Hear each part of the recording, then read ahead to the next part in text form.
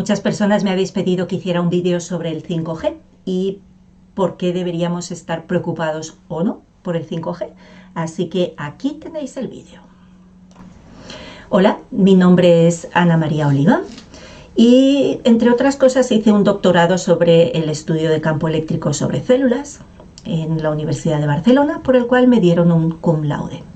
Y hoy os vengo a hablar sobre cuál es el problema con el 5G.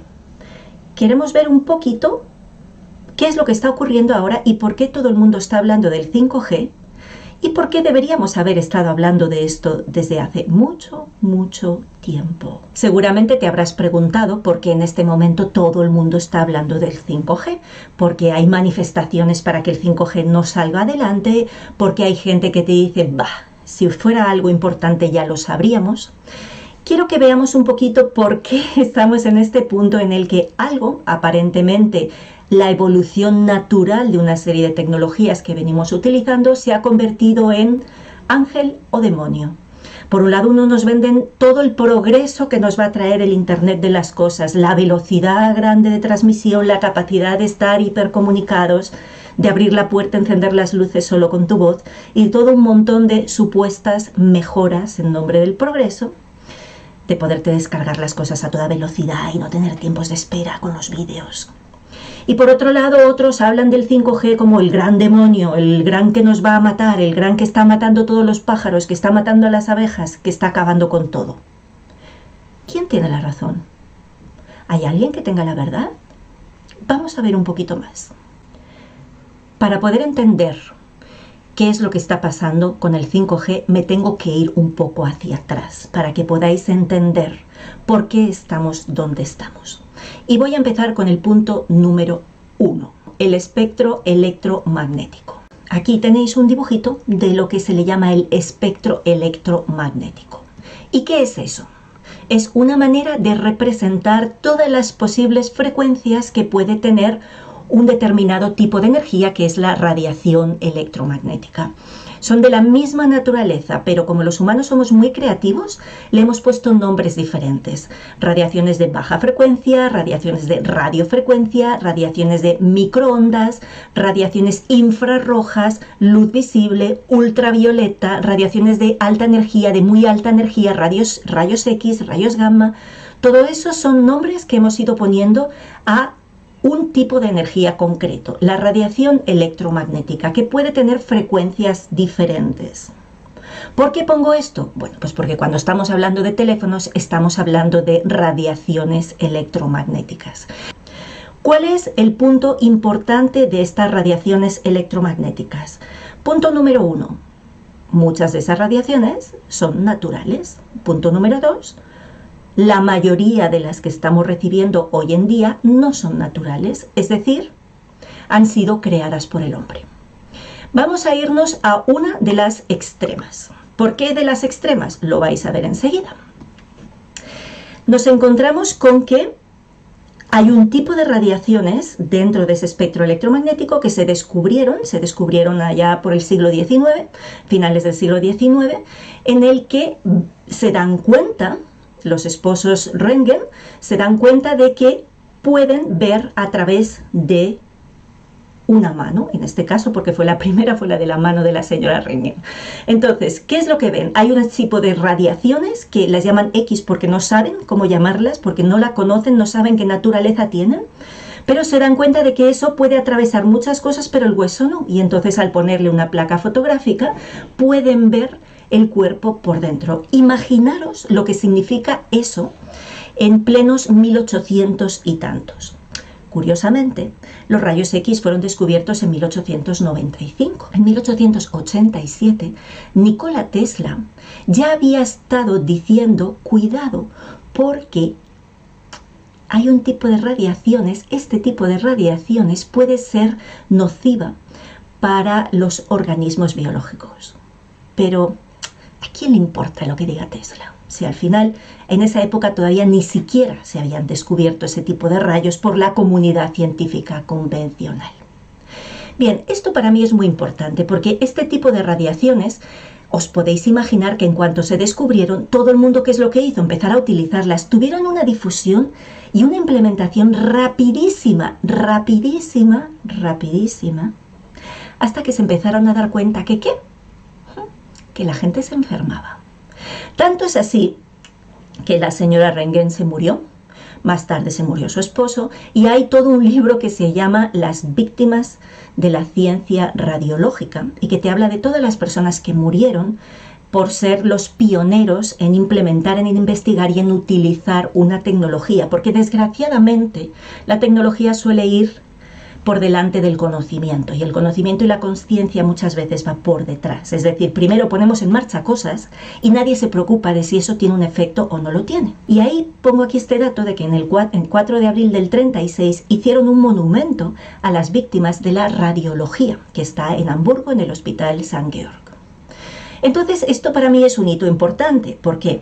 Porque se descubre un nuevo tipo de energía, se dan cuenta de que tiene unas aplicaciones espectaculares. Imaginaros, ahí pilló la Primera Guerra Mundial y se utilizó muchísimo, muchísimo también, se expandió rapidísimamente, y el caso fue que no habían visto, porque no habían escuchado aquellas voces de aquellos científicos no tan ortodoxos como Tesla, diciendo, cuidadito, que esto va a dañar a todos los seres biológicos. ¿Os empieza a sonar de algo esto? En ese momento empezamos a darnos cuenta de que hay una división en ese mismo tipo de energía que estoy diciendo. Hay una división muy clara. Hay una serie de radiaciones que se llaman ionizantes. ¿Por qué? Son las radiaciones de alta energía que nos pueden ionizar, es decir, pueden cambiar la materia, vamos a llamarlo así, modificar, de manera que producen efectos biológicos muy claros y habitualmente no deseables. Entonces todas esas con el tiempo se dieron cuenta de que tenían la capacidad de dañar y por tanto se empezó a regular. Y ahí tenemos que actualmente se siguen utilizando los rayos X de diferentes maneras bajo una legislación. Sería otro tema ver cómo es esa legislación y si a veces el precio compensa el beneficio. Pero ese sería otro vídeo. Bien, entonces el caso es que a partir de ultravioleta, más o menos, en ciertas gamas del ultravioleta, se empieza a considerar radiación ionizante. Pero todo lo que tiene menos energía que esas radiaciones, la energía va proporcional a la frecuencia, por tanto todas las frecuencias más bajas del ultravioleta, pues no son ionizantes. ¿Y qué significa básicamente que no son ionizantes? Pues que no hacen nada, no pueden arrancar partículas de la materia, no pueden modificar la materia, pues entonces es que no hacen nada. Como mucho, hombre, no hacen nada. Vamos a ver. Todos nos hemos puesto bajo el sol en algún ratito y vemos que nos calentamos. Entonces sabemos que el infrarrojo calienta. Y sabemos que las microondas calientan, porque para eso las utilizamos en el horno. Es decir, no hacen nada. Vamos a decir que básicamente lo único que hacen es calentar. Y entonces ahí empezó uno de los grandes problemas. Se empezó a considerar radiaciones ionizantes. Sí, peligro. Vamos a empezar a legislar y vamos a medir a todo profesional que lo esté utilizando. Le ponemos su dosímetro para estar seguros que no se pasan de la dosis. Radiación no ionizante, no pasa nada, porque como mucho va a calentar y ya está. Así que eso lo utilizamos para calentarnos la comida a la hora de comer y se acabó.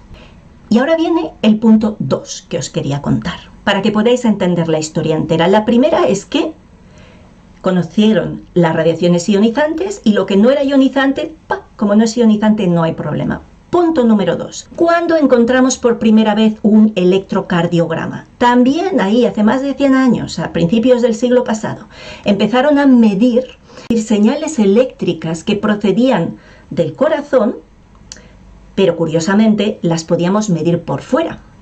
Eso a nosotros nos parece muy sencillo, no tiene un gran salto mental, pero en aquella época, a pesar de que se conocía la electricidad animal desde Galvani y sabían ya ciertos conceptos de fisiología, todavía no se tenían un desarrollo tan importante, y el hecho de que pudieras medir desde fuera una señal eléctrica que estaba dentro En este caso, fijaros que aquí están las ondas cerca del corazón, no todas, pero en otros casos las ondas se miden desde lugares que ni siquiera están cerca del corazón y a pesar de eso obtenemos esa curva que la conocemos tan bien. Ponen como hipótesis la idea de que si hay una fuente de electricidad dentro y yo lo mido fuera, no parece descabellado pensar que es porque lo que hay en el medio es un fluido conductor. Y esa hipótesis de el cuerpo como un volumen conductor, vamos a decirle, como un globo lleno de un agua saladita, básicamente, eso es lo que ha perdurado hasta este momento. ¿Por qué? Bueno, pues porque era una hipótesis que hace 100 y pico de años era lo único que se les ocurrió, porque no había más conocimiento. Os recuerdo que en aquella época tampoco había conocimiento de qué significaba cada uno de los picos o de los segmentos de un electrocardiograma. Simplemente sabían que si más o menos tenía esta forma, estaba bien, y si tenía esta otra forma, estaba mal. ¿Por qué? Por estadística. Porque por estadística sabían cuáles eran los valores normales. Pero este tema de que las explicaciones aparentemente científicas sean simplemente modelos estadísticos será otro vídeo. De momento, lo que sí sabemos es que más adelante el conocimiento vino a posteriori de la implementación de la tecnología y ahí sí se empezó a entender por qué aparece este complejo, por qué aparece este punto. Pero en fin, lo que yo quería deciros es que el segundo gran problema que tenemos es que se consideró que los cuerpos eran poco menos que un globo lleno de agua saladita. ¿Y por qué eso es un problema?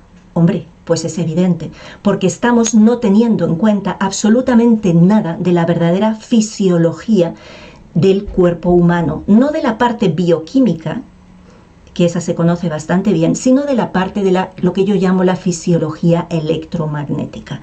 Esa es la gran desconocida. Así que aquí tenemos a nuestros seres humanos convertidos en un puro globo lleno de agüita conductora, a través de la cual yo puedo medir fuera una serie de señales que además sé que pase lo que pase, lo único que va a poder pasar a malas es que se caliente. ¿Por qué? Porque al final eres solo un globito lleno de agua conductora. Eres solo un volumen conductor de algo que es capaz de conducir la electricidad, pero nada más. Por tanto, lo único que merece la pena regular es el SAR. La Specific Absorption Rate, la tasa de absorción específica que tiene que ver con esa capacidad de calentarse que va a tener ese tejido. ¿Por qué esto es tan crucial? Fijaros de dónde vengo. Por un lado, todo lo que sea no ionizante, no pasa nada. Por otro lado, el ser humano es un puro saco bioquímico que vamos a poderlo comparar como un globito lleno de agua. Y aunque eso os parezca una caricatura, que lo es de la manera que lo estoy explicando para que lo entendáis, es más real de lo que os podáis creer. Porque cuando nosotros vemos estas gráficas tan bonitas del estudio, por ejemplo, de la telefonía móvil sobre una persona, ¿qué es lo que estamos mirando? La temperatura, el calentamiento del tejido. Porque estamos considerando que incluso el cerebro, que todos sabemos que el cerebro funciona eléctricamente, estamos olvidándonos de la electricidad del cerebro y estamos solo teniendo en cuenta que el cerebro es un globito lleno de agua, que en este caso se puede calentar o no. Eso es exactamente lo que estamos modelizando y lo que estamos estudiando. Para que veáis aquí, fijaros qué maravilloso. Esto es un Phantom, que es una especie de equivalente, en este caso, de un pecho femenino. Es un breast Phantom, al cual se le está testando ante microondas. Así que, mujeres, saber que la manera en la que se está testando nuestro cuerpo es comparándonos con una cazuelita llena de agua. Y a partir de ahí estamos viendo qué es lo que pasa, se está estudiando qué es lo que pasa. Pero si esto os parece realmente terrible, que al menos a mí me lo parece, ahora mirar esto. Así es como se estudia el efecto de los teléfonos móviles sobre las personas. Sí, esto eres tú, una bañera llena de agua saladita. Y así es como se está estudiando si tú vas a sufrir o no algún efecto debido a la radiación de ese teléfono. Es tal cual. Y a veces nos creemos que las cosas son un poco más modernas porque vemos softwares muy bonitos. ¿Qué está haciendo en este caso? Bueno, sí, vamos a decir, hay veces que se hace simulación. La simulación por ordenador, en este caso lo que estás utilizando son capitas. Dices, la primera piel mide tanto y es de este material con esta conductividad, y la siguiente es una capita que va a ser solo de grasita, y la otra es un poquito de hueso, y la otra... Pero es igual, lo único que haces es que en vez de tener un globo lleno de agua, tienes un globo lleno de diferentes tipos de agua. Pero lo único que miras es lo mismo. Es si se calienta o no se calienta y cuánto se va calentando en cada una de las partes. No me digáis que no es bastante asombroso. No me digáis que no es sorprendente que lo único con lo que se te compara es como, perdón, una bañerita llena de agua o un globito lleno de agua, como prefieras, como te haga más feliz. Y es que incluso cuando nos vamos a la literatura, y yo de verdad os pido ir a la literatura, no a los medios de comunicación, no a las revistas o a los periódicos o al que analiza las fuentes, iros a las fuentes y empezar a mirar qué es lo que se ha hecho y cómo se ha hecho. Sí, veréis que hay un montón de estudios y de metaestudios hechos. Cuando dicen, es que si esto fuera así ya lo sabríamos. Es que ya lo sabemos, hace mucho que lo sabemos. Tesla lo dijo en el siglo XIX, no le queréis hacer caso, no pasa nada. Vamos a seguir viéndolo una y otra vez. Todas estas radiaciones tienen efectos biológicos. ¿Por qué? Porque no somos globitos llenos de agua. Hay evidencia más que absoluta de cómo todo eso nos está afectando a cada uno de nosotros, en nuestra propia biología, en nuestra salud, día tras día. Así que recuerda, ¿por qué deberías ocuparte de las radiaciones en tu vida? Porque no somos globos llenos de agua que nos podamos calentar o no ante una radiación. Somos seres electromagnéticos. Nuestras células se comunican entre sí utilizando señales electromagnéticas, y cuando les ponemos tanto ruido desde fuera como estamos poniendo, lo que estamos generando es tanto ruido que no hay quien haga nada, que no hay quien entienda qué le está diciendo el otro, que no hay quien pueda seguir una instrucción correctamente, porque el nivel de ruido es horrible. El gran problema de las radiaciones no es el calentamiento, ese es el menos importante. Y es el único que está regulado y encima mal regulado. Lo más importante de las radiaciones es que te rompen la comunicación entre tus células, y dentro de tu propia célula te rompe la coherencia de tus señales biológicas. Y eso es lo mismo que decir te deja débil, te rompe tu capacidad de autorregulación. Eso podéis buscar las fuentes o me podéis preguntar. Yo tengo un curso de 1 año entero explicando esto, simplemente cuáles son las señales electromagnéticas biológicas. Está demostrado que emitimos en al menos 2/3 del espectro electromagnético. Tenemos radiaciones propias. ¿Cómo no van estas radiaciones propias a interferir con las radiaciones ajenas? Si eso es pura teoría de ondas, de interferencias de radiaciones electromagnéticas. Por favor, señores, dejen de considerarme un globito lleno de agua, que lo único que me puede pasar es que me caliente.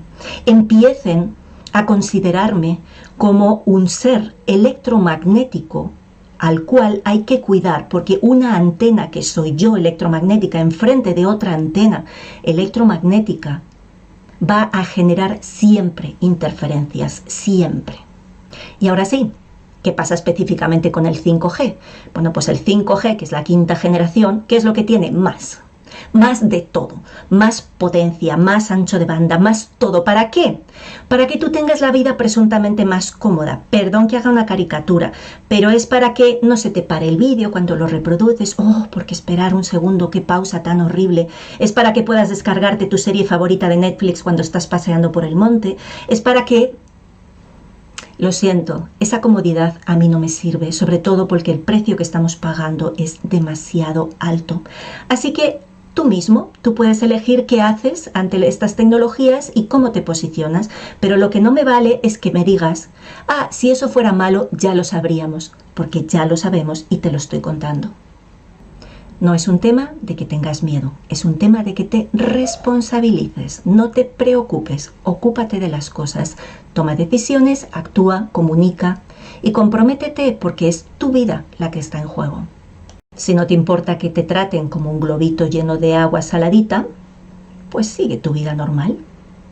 Pero si realmente sí te importa, y no porque no quieras ser un globito, sino porque eres mucho más que eso y tu salud está en juego, pues entonces te animo a que compartas esta información, a que hables en tu entorno, a que comuniques y expreses, y si no, pues los derives a lugares donde puedan tener una información que realmente sea seria. Porque estamos ya muy hartos de personas que hablan sin tener ni idea y que encima juzgan a aquellos que simplemente dicen algo que a ellos no les gusta. No, la época de la Inquisición ya pasó. Bueno, eso de que ya pasó, a veces lo dudo, porque la verdad es que muchas veces muchos nos sentimos como si estuviéramos todavía con la Inquisición ahí. Pero vamos a pensar que realmente ya pasó, ¿verdad? Y si no me quieres creer a mí, pues no me creas, pero sigue buscando porque no soy la única loca que está hablando de estos temas.